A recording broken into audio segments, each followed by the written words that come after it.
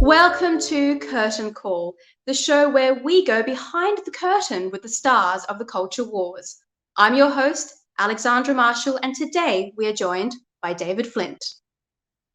Well, it is lovely to have you here today, David. Welcome to Curtain Call.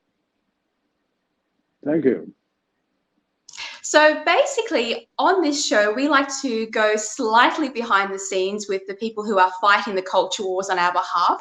So can you tell us how you became involved in the Constitutional Monarchy and preserving this part of Australia's politics? Well, I've always been a supporter of the Constitutional Monarchy because I believe it's an essential check and balance in the constitutional system, particularly when we decided at the time of Federation that we would remain a constitutional monarchy. Not many people seem to know that. There was a proposal in 1891 that the Governor-Generalship gradually become elective. And that would have changed the Constitution very much because we would have become very much like the American Constitution. The founders were very much influenced by the American Constitution. You see that in the Senate, you see that in the House of Representatives, the way in which the powers are expressed in the Constitution. They made a very firm decision, though, that the Governor-Generalship should not ever become elective, and that the system which had come into England, into Britain, probably by the time of Victoria, that is the Westminster system, where the executive government, the factual executive government, is responsible to the House of Commons, should be the system which should prevail in Australia. And that's the system we've essentially inherited, and I strongly supported that. I think they've made the right decision. For many people, monarchy is a theatre, it's theatrics. People are wrapped up in the gowns and the castles and the stories of the monarchy's lives. But it sounds like you were more interested in the politics of the monarchy. I certainly have always been interested in what it means for Australia's politics. Yes, the theatre of the monarchy is important, but in the 90s, there was a move in Australia, as you know, for Australia to be turned into a republic. And I thought that was premature. I thought that they were only concentrating on the superficialities. And I suspected that they were going to impose a republic which would not be an improvement on the existing system. So I thought, well, who should I see about this? And I decided not to go to the Labour Party because Labour by then had decided that they would be a party for the Republic. And I went to see the then president of the New South Wales branch of the Liberal Party, Peter King, who subsequently became the member for Wentworth and was subsequently removed from that by Malcolm Turnbull. And Peter King said he agreed, and we decided that there should be something done. He was going to contact me, but didn't. He got together a group of Liberals, but then they woke up to the fact that you couldn't have something like Australia's constitutional monarchy only with Liberals. You had to bring in Labour people. You had to bring in people of the left, people like Michael Kirby, for example, the judge, and Doug Sutherland, who was the Lord Mayor of Sydney, the Labour Lord Mayor of Sydney. And to bring in people like that, Labour people who were constitutional monarchists, as were John Curtin and Ben Chifley, you had to have a broader body. So that was formed. That was Australia's constitutional monarchy. I got involved. And when my predecessor, Lloyd Waddy, was made a judge after the Constitutional Convention, they invited me to become national convener. So that's how I've become involved in Australians for Constitutional Monarchy. Well, I am a young ambassador for your Australians of Constitutional Monarchy. And when I still remember the Republican debate because I was little when it happened. So I didn't particularly understand it, but I knew that I quite liked the monarchy, and I came from the North Shore of Sydney. So we were very much in the pro keeping the Constitutional Monarchy Australia camp, per se. But I have noticed since growing up that the left have always been predominantly on the cause of the Republicans because they have connections to the union system, which have connections to the old collectivist communism, and they instinctively hate monarchies. But of course, the monarchy of our constitutional monarchy is not the monarchies of Europe pre-revolutions. So would you like to, do you think that there's a definite misunderstanding amongst the youth of today about historical monarchies, which their communist lecturers love to tell them is all terrible, and the monarchy which the United Kingdom and the Commonwealth of Australia has had since the complete reshuffling that England went through when they deposed their monarch, killed them, changed Parliament around, and then changed all the laws? I mean, it's not the same thing at all to have a constitutional monarchy as a traditional monarchy. You're exactly right. And what essentially happened in England was the struggle between Parliament and the Crown being a very political crown under the Stuart kings. And the big division towards the end of the Stuarts period was that the kings were trying to legislate themselves without going through Parliament, which offended the parliamentarians. Eventually, in 1688, the king was forced out of England. He fled from England, and they invited Prince William of Orange and the last Stuart king's daughter, Mary, to take the throne, but under certain conditions. And they agreed to what was called the Petition of Right, or the Bill of Rights. And that essentially meant an abandonment of the king being a separate legislator. The king was still the head of the executive, the political head of the executive, but you really got Constitutional Monarchy Mark I. And these sovereigns were, from a European point of view, the weakest in Europe. They had less power. Sure. Yes, what I love about European politics is what took all of Europe 200 years to trial with collectivism and revolutions and failed republics. The UK sort of sorted out pretty fast. It was all done and dusted within, I think it was 10 years. They were sorted. You're right. In 1688, they then, in the Glorious Revolution, they established Constitutional Monarchy Mark I. Mark I meant that the king was the head of the executive. He obviously had to deal with Parliament in choosing prime minister, but essentially the prime minister had to have the confidence of the king. But as a practical matter, so if they were to get legislation through, budgets through, they also had to have support in the House of Commons. But after losing America, George III played a significant role in maintaining the war, in allowing the war to develop. Had George III had the vision which perhaps Elizabeth II has, he would have realized that he had a very loyal 13 colonies in America. We could have started the Commonwealth back at that time instead of the American War of Independence.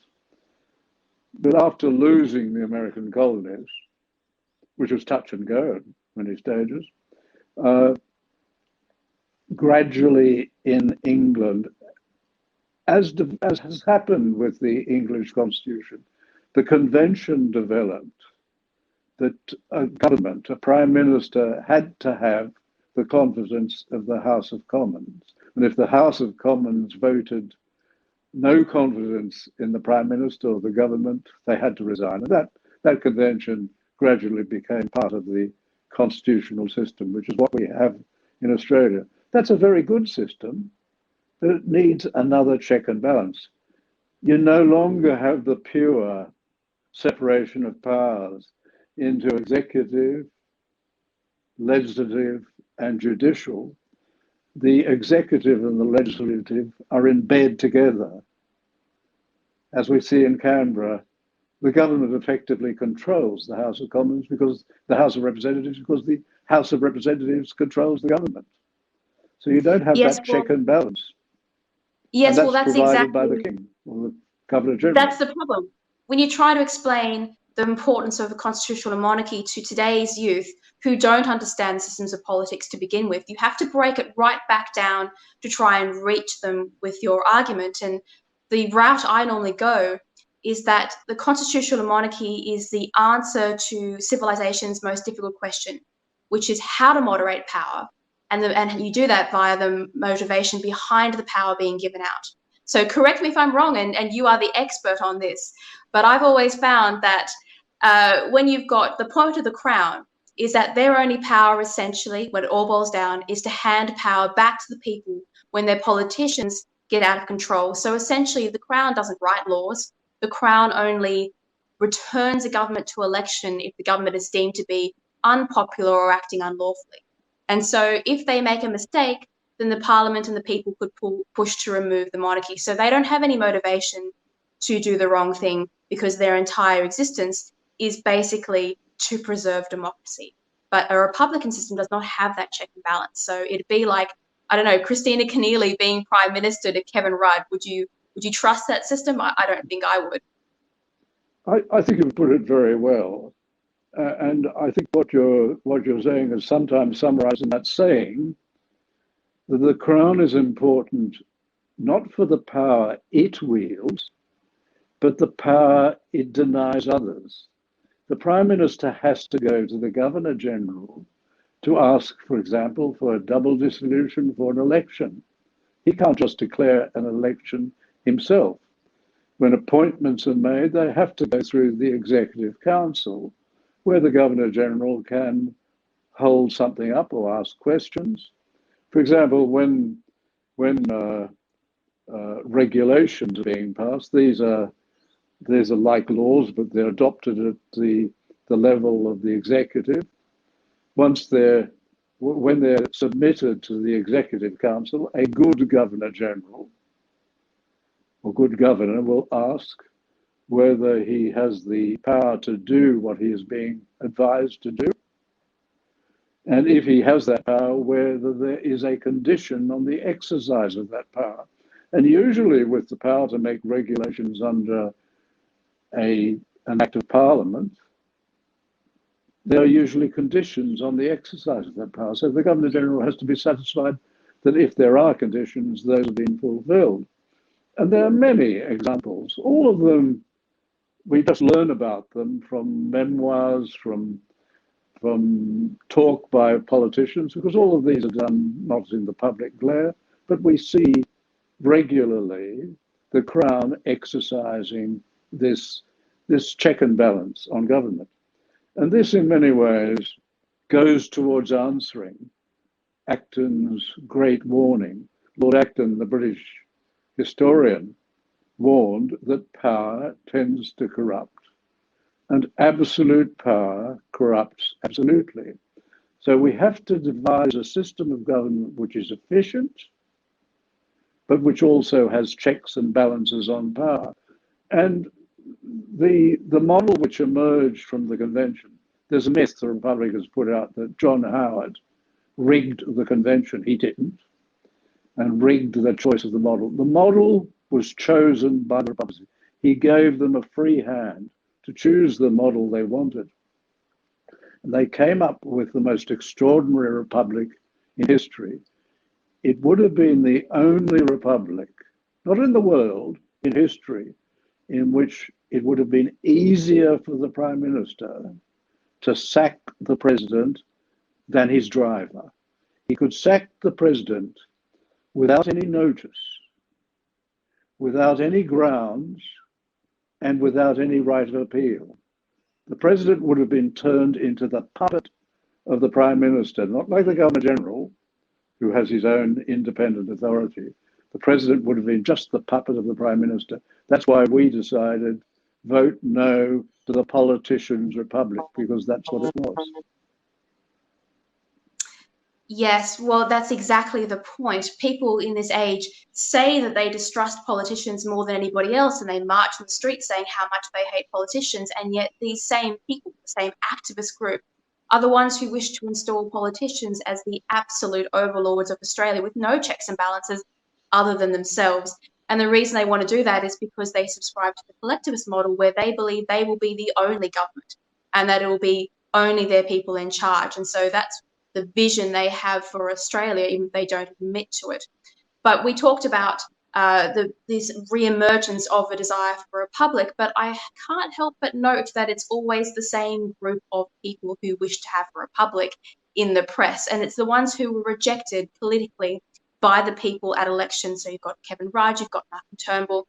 These are the people who I'm sure want to have another crack at leadership, even though they were not successful before.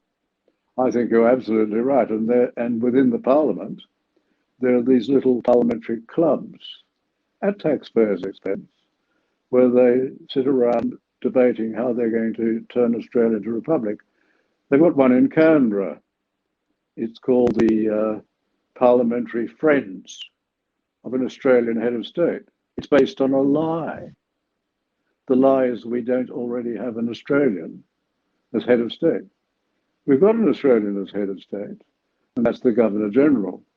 And every Australian government, Labor or coalition, whenever the Governor-General goes overseas on a state visit, they explain to other governments that the Governor-General is the head of state and should be received as such. Head of state is just a diplomatic term. It's not a constitutional term. This is the big thing the Republicans use.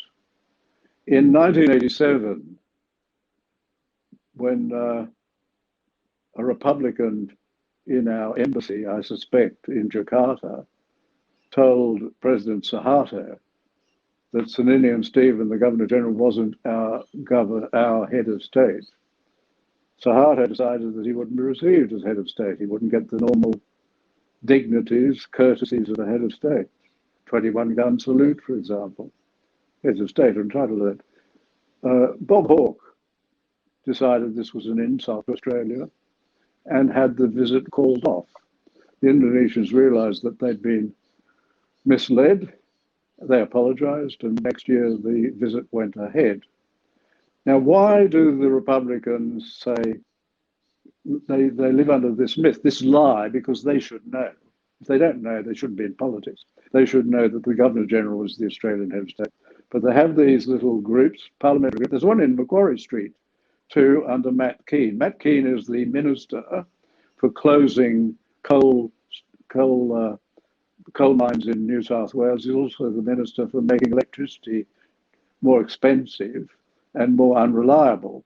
But he's also the head of this little parliamentary group of Australians for an Australian head of state. But it's a complete fiction, complete lie. Why do the Republicans do this? They do this because back in the 90s, when they were arguing for a republic, they got more and more desperate in trying to give some sort of reason why we should spend millions and risk the Constitution on changing into a politician's republic. And they got so desperate that Al Grasby and Neville Wran, the Premier of New South Wales, were actually saying the Crown causes unemployment, and if you get our republic, it will significantly reduce unemployment. That obviously was pure fiction, as is the one about head of state. I've found in looking at polling, a question which involves, do you want an Australian as head of state, is worth a number of points in a vote. And that's why another reason why they're doing it. They want to mislead the Australian people. So they're a devious lot, the Republicans. What sort of republic they want is not clear.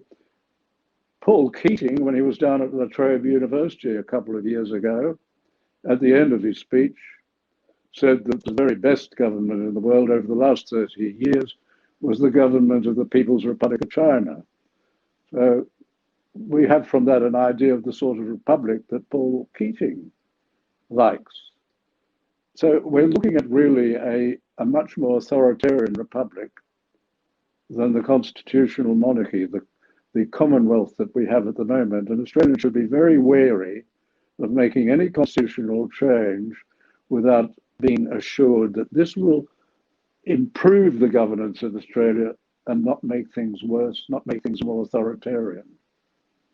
Well, of course, Matt Keane only last week on Twitter came out and said once again that Australia needs an Australian head of state. So either he doesn't know his own politics, of which he is a part of, which is concerning to say the least, or he was being deceptive in the tweet that he put out, trying to stir up trouble once again. But there's bad news for the Republican movement, and that is that the woke, which is the Meghan Markles of the world and this whole identity politics ideology, decided to go head to head with the monarchy last month and basically failed. They came off the worst for it. Meghan Markle tried to run the whole "we're so oppressed by this system that I decided to marry into by choice, and this wealth and privilege has oppressed me." And the British public turned around and rejected her narrative. And all the polls are showing that the support for the Queen and for the monarchy and for even Kate and William, which is particularly important, has skyrocketed in the wake of Meghan Markle's little Oprah interview. Is that a good sign for the monarchy, or should we be wary about this battle between wokeism and tradition?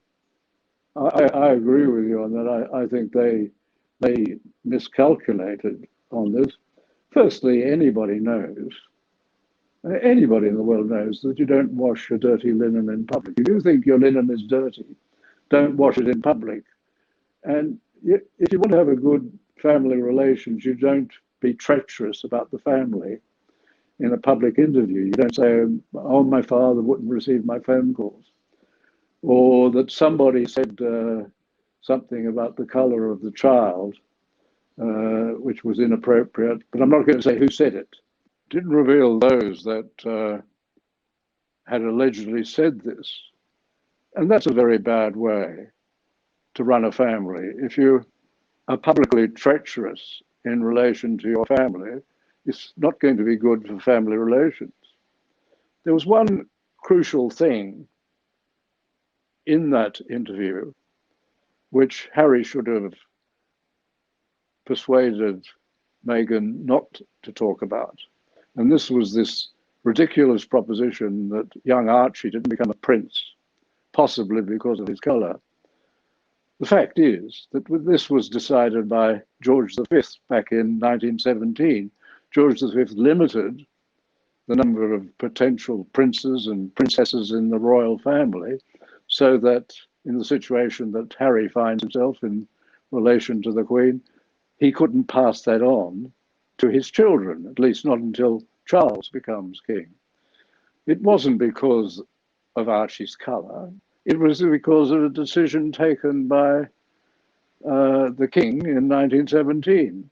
Now, the reason why the children of William can become princes and princesses was a decision taken by Elizabeth. Elizabeth decided, obviously because her reign was much longer than is normal, she decided that it would be inappropriate not to pass on the title princes and princesses to the direct descendants.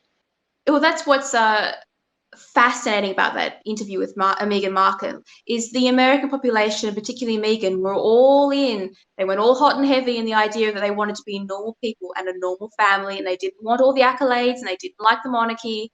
But really, when it came down to it, Meghan was furious that her child was not directly a prince straight away, and that she wasn't afforded the titles and the prestige that she thought would come with monarchy, because the Americans have a view of monarchy which simply isn't true, and the English public know that a monarchy is a place of service. You know, the monarch, like Queen Elizabeth, their life is one of devotion, tradition, and of upstanding morals and a service to the people. And as soon as Meghan worked that out, she left. She was gone.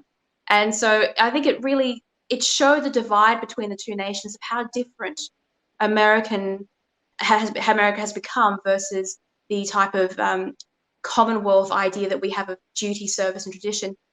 Do you think that's going to get stronger? Because I'm seeing people looking up to the monarchy, almost desiring to keep that tradition and that continuation of our culture in a world that is being collapsed by identity politics and collectivism? I think that's very true. And if you go back to the last opinion polls in Australia, they were published on Australia Day in the Sydney Morning Herald and The Age. Those opinion polls showed a majority in favour of retaining the monarchy, which is superb given that during the referendum period, during the referendum campaign, the opinion polls weren't so hot, but we still won the referendum. This shows a majority in favour of retaining the monarchy. The worst thing for the Republicans, the time bomb for the Republicans, the signal of doom for the Republicans was that the young people were the strongest supporters of the monarchy. Now, that is extraordinary. Naturally, it was played down by the media, but it was the most remarkable result in an opinion poll. And there's a very great respect and interest by the young. They may not fully comprehend what is going on, but as in 1999, Australians have pretty good instincts about changing their constitution, and they won't change it flippantly just because politicians want to change it. And I think they have a high regard for the monarchy. You're right, it is now. The monarchy is now very much a monarchy of service. And those monarchs who are not willing to be involved in service won't remain monarchs so long. We saw that with Edward VII. Edward VII certainly felt that he could not continue as monarch because of rules in relation to marriage and so on. And we acquired a monarch who was a monarch who never expected to become king, but served his people fully, as does the Queen. And the Queen Mother, when she made that famous statement about the children being sent to Canada, it was said to her, well, London is now so dangerous. English children have been sent out of London. They've gone to the country. What about your children? Will they be going to Canada, for example? And she said, no, they'll never leave without me. I'll never leave without the King, and the King will never leave London. So you had this marvelous statement of service, and that has continued. It goes right back before Victoria, and it's been a feature of the royal family, and it is very much a system of service, even in relation to... Well, like it or not, the Queen is the world's most powerful woman, and she devoted her life to serving the people, which is not quite the whole activist narrative of how they want women to behave now, but it is a popular form of leadership for females to look up to in the whole culture. I mean, the Queen has respect because the way she's chosen to live her life is so at odds to the politicians we see today in their self-serving politics that people aspire to it. But I will give you a difficult question. Do you think that Prince Charles in particular, he has decided to go all in on the United Nations green energy political money-making exercise of things like wind turbines and speaking at all these events, which is a politicized activity? It's not the terms of service that you'd normally see from a monarch staying out of politics. It is deliberately wading in, and I'm sure it was done to try and combat the rise of the left, hoping that they'd be friends with the left. But at the same time, you know, the left don't want a monarchy, so there's no point doing it. Are you worried that that's going to isolate the people who would support the monarchy, or do you think they're just going to skip over Prince Charles and go straight to Kate and it'll all be fine? I wrote a piece about this. I said that this will probably attract people, some Republicans, but he wouldn't lose any monarchists because they had more sense than to give up the monarchy because of what the Prince of Wales was saying. Now, the Prince of Wales, Charles, has had strong opinions on a number of things. When it comes to climate change, as they now call global warming, one of the problems which those who oppose global warming have, and Charles would no doubt say this, is the fact that both the Prime Minister and the leader of the opposition in Britain support all of the beliefs in global warming, but so does the Prime Minister and the leader of the opposition of every realm, including Australia, which makes it difficult for those like myself, like you, who doubt the doctrine of global warming, the discredited theory of global warming. One of the problems is that this is a view which is held on both sides of politics now. Let me rephrase it before we go off on a massive tangent. I think what I was getting at is, if at the moment the monarchy is not a political figure, the monarchy is a mystic idea that sits above politics. But if the monarchy starts playing politics internally, even if it's popular politics, they risk making themselves nothing more than political figures. And as we all know, political figures can be disposed, can be replaced. My worry is that they are turning themselves into political figures rather than remaining above that game. I think Charles has made it clear that when and if he becomes king, that he will not be talking on anything like this, including even on architecture. But the question is, should he be doing this as Prince of Wales? He's not part of the formal constitutional structure, but everybody knows he's next in line. And they're not going to change the succession. Only Charles could do that. He could say, I don't want to become king, but I don't think he's going to do that. I think he will, if he does not predecease the Queen, he will succeed. But when he is king, he will not be taking part in politics. But it is something I think he should listen to. He should listen to people like you and myself who would counsel him against this. It's not a good thing for him to be talking, even as the heir to the throne, on matters political. When we were forming Australia as a constitutional monarchy, one of the alternative names was leadership above politics. I think that's what the Crown does. It gives leadership above politics. I think you're right. It would be better if he did not speak on this, even though he probably thinks it's not political, because nobody who advises him tells him not to do this. No minister is telling him not to do this in any realm or in the United Kingdom, because they're all united on this. The one thing that I don't hear said about the monarchy very often is that in our system of 4-year cyclic politics, which is a criticism of the Western democracy, where we don't have any long-term politics because we're always changing our leaders, whereas a communist system has a permanent leader and can do long-term projects without interference. But the monarchy is something that gives our politics length and endurance, because we have the Queen, who has seen prime ministers from Churchill onwards. She's seen the changes in our governance, and she gives advice to politicians that is inspired by this longevity in the political system. Is that important to have in a political system? Because if we change into a republic, we will lose that permanence that the Queen gives to our political system. I think you're absolutely right. The Crown is important because of the stability it demonstrates.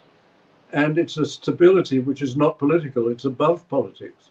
The last thing we'd want would be to have a political leader there permanently, as you have in a communist country. That produced Stalin, that produced Lenin. They lasted until their lives ended, and that's not what you want. We can see that with Xi in China. He's going to last. He's being made effectively emperor for life, and that is not a good thing. And you get to the situation where in dictatorships they're frightened to give up power, because they know if they give up power, the others will move against them, and this is highly undesirable. The Americans saw this too when they limited the presidential term to 2 terms to 4 years. Because Roosevelt, they saw, had been in power too long, and he was declining, and he made concessions to Stalin, which a younger Roosevelt probably would not have made. It is not good to have somebody in power for a long time. Yeah, so in other words, Australia has somehow lucked in via its history and its birth to possibly the most stable political system available to civilization. We've tried to ask this question about how to govern ourselves many times through history, but we have landed with the best option, and yet some people were trying to get rid of it for the pursuit of their own power, which is disappointing. But before we leave, I always ask one question at the end of Curtain Call, and it's a fun question, so feel free to have a go with it.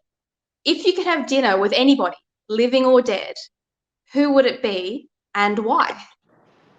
Well, that's a very interesting question. I think one of the people I'm very interested in at the moment is G.K. Chesterton, Gilbert Keith Chesterton. I hadn't thought about it. I haven't given any consideration to this question in advance, but I wouldn't mind having dinner with him to find out about a few of the things that he said and to ask him why he said them and whether he in fact did say them. That would be an interesting one to have, but he wouldn't be the only one.